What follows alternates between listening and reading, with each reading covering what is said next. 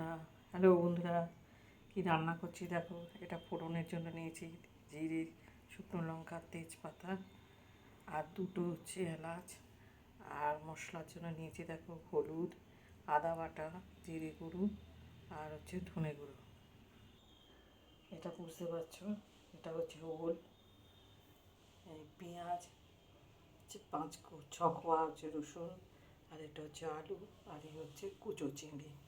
এটা দিয়ে আজকে রান্না করব ওলের ডালনা। দেখো ফোড়নটা দিয়ে পেঁয়াজটা হালকা করে ভেজে নিচ্ছি, এটা আলুটার সঙ্গে ভেজে নিচ্ছি হালকা করে, আর হলুদ আর সামান্য নুন দিয়ে এটা একটু ভাপিয়ে নেবো।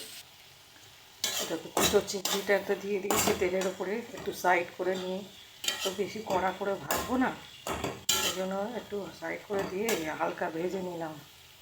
এবার সব মশলা দিয়ে কষে ওলটা ঢেলে দেবো। দেখো মশলা কষায় মোটামুটি তেল ছেড়ে দিয়েছে, এবার এই ভাপিয়ে রাখা ওলটা ওদের ঢেলে দেবো। দেখো রেডি হয়ে গেছে আমার ওলের ডালনা একদম।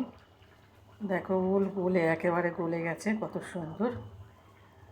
এবার একটু গরম মশলা দিয়ে চাপা দিয়ে নামিয়ে নেব। দেখো রেডি আমার ওলের ডালনা, কত সুন্দর কালার হয়েছে। দেখো খেয়ে বলবে কেমন হয়েছে, কেমন। টাটা।